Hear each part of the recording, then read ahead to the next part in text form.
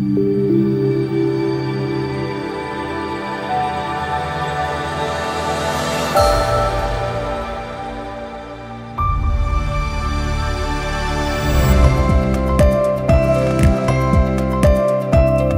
Ibu, berikut informasi yang wajib kita ketahui tentang Asesmen Nasional. Kementerian Pendidikan, Kebudayaan, Riset, dan Teknologi atau Kemendikbudristek terus berupaya untuk meningkatkan kualitas layanan satuan pendidikan menuju sekolah yang dicita-citakan. Sekolah yang kita cita-citakan memiliki ciri yaitu pembelajaran yang berpusat pada murid, pendidik reflektif, gemar belajar, berbagi, dan berkolaborasi. Iklim sekolah yang aman, inklusif, dan merayakan kebinekaan. Serta kepemimpinan untuk perbaikan layanan berkelanjutan. Semua itu bertujuan untuk meningkatkan kualitas layanan pendidikan agar para murid memiliki kompetensi yang memadai dan karakter sesuai nilai-nilai Pancasila.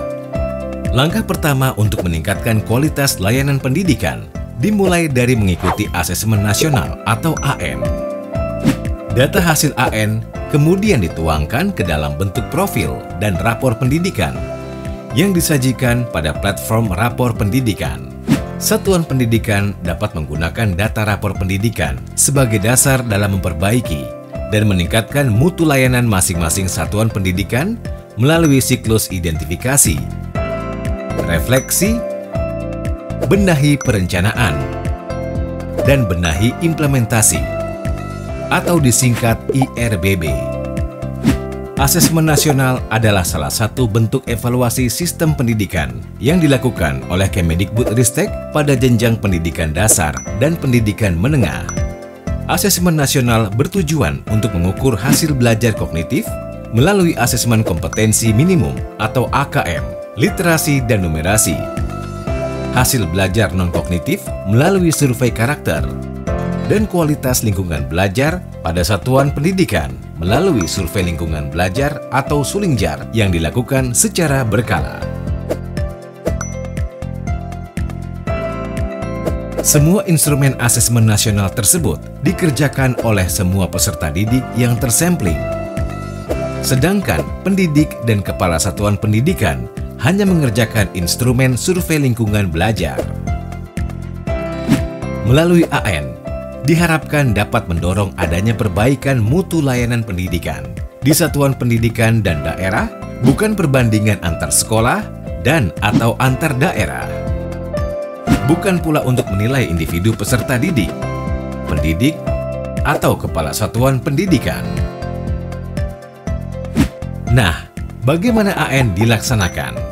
Ada beberapa tahap dalam pelaksanaan asesmen nasional.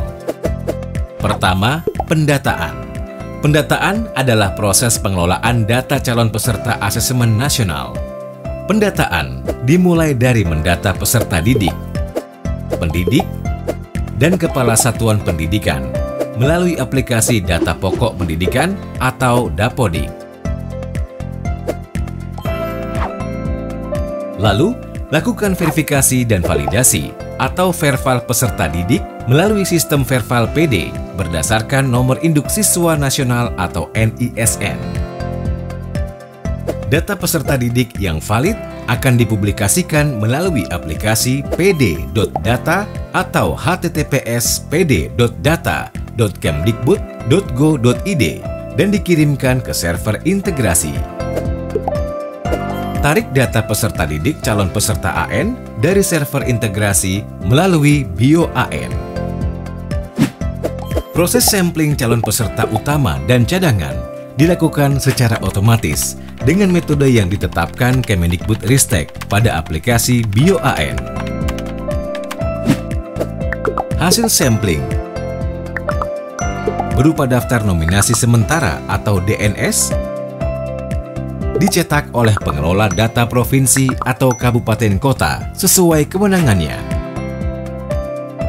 dan diberikan ke satuan pendidikan untuk diverifikasi.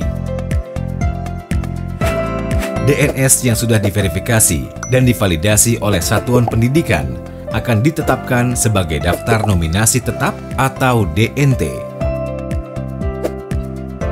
Selanjutnya, DNT tersebut dicetak oleh pengelola data provinsi dan diberikan kepada satuan pendidikan melalui pelaksana tingkat kabupaten kota atau cabang dinas. Khusus untuk Sekolah Indonesia Luar Negeri atau SILN dan Program Pendidikan Kesetaraan di Luar Negeri atau PKBMLN, proses sampling serta proses cetak DNS dan DNT dilakukan oleh pusat yang membidangi fungsi asesmen pendidikan. Tahap berikutnya, penentuan status pelaksanaan AN, mandiri atau menumpang melalui aplikasi web AN. Satuan pendidikan dapat memilih status mandiri jika memiliki proktor dan teknisi, memiliki komputer proktor dan komputer klien sesuai rasio jumlah peserta dibagi gelombang dan sesi, dan yang memiliki jaringan lokal dan koneksi internet yang memadai. Jika satuan pendidikan tidak dapat memenuhi kriteria tersebut, maka dapat memilih status menumpang ke satuan pendidikan lainnya. Penentuan moda pelaksanaan, moda daring atau moda semi-daring melalui aplikasi web AN. Penentuan ruang pelaksanaan AN dapat menggunakan ruang lab komputer, ruang kelas, atau ruang lainnya yang aman dan layak digunakan. Penentuan gelombang dan sesi pelaksanaan AN melalui aplikasi web AN. Dalam satu gelombang, pada setiap harinya terdapat 3 sesi.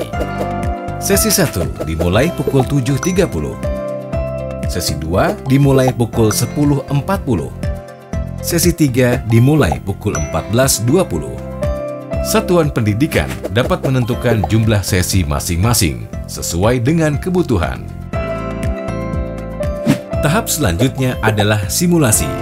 Simulasi merupakan tahapan pra-pelaksanaan AN yang bertujuan untuk mengukur kemampuan infrastruktur pelaksana tingkat satuan pendidikan. Tahap simulasi ini menggunakan data peserta dummy. Setelah melakukan simulasi, satuan pendidikan dapat mengubah moda pelaksanaan jika satuan pendidikan merasa moda yang dipilih kurang tepat. Tahap berikutnya, gladi bersih. Tahap gladi bersih ini merupakan tahap lanjutan dari simulasi yang bertujuan untuk memberikan kesempatan bagi penyelenggara tingkat pusat, pelaksana tingkat provinsi, pelaksana tingkat kabupaten kota, pelaksana tingkat satuan pendidikan, dan peserta AN untuk melaksanakan uji coba AN. Secara lebih teknis, tahap gladi bersih tersebut ingin memastikan kesiapan perangkat lunak atau aplikasi, perangkat keras atau komputer, sistem jaringan, koneksi internet, dan sumber daya manusia, seperti proktor, teknisi, dan peserta pada satuan pendidikan. Tahap selanjutnya adalah pelaksanaan asesmen nasional. Tahap ini merupakan tahapan pengumpulan data dari satuan pendidikan yang diikuti oleh peserta AN sesuai dengan jadwal, ketentuan, dan tata tertib yang telah ditentukan. Dengan melaksanakan asesmen nasional, merupakan bentuk refleksi diri untuk transformasi dalam mewujudkan komitmen layanan pendidikan yang berkualitas. Jika mengalami kendala dalam pelaksanaan AN, satuan pendidikan dapat melaporkan kepada pihak pelaksana AN di Dinas Pendidikan Kabupaten Kota atau Provinsi sesuai dengan mekanisme yang telah ditentukan.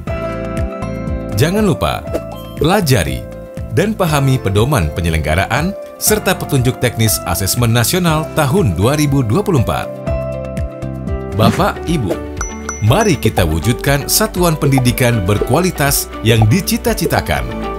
Mulai dari mengikuti asesmen nasional dengan sebaik-baiknya, jujur, dan penuh tanggung jawab.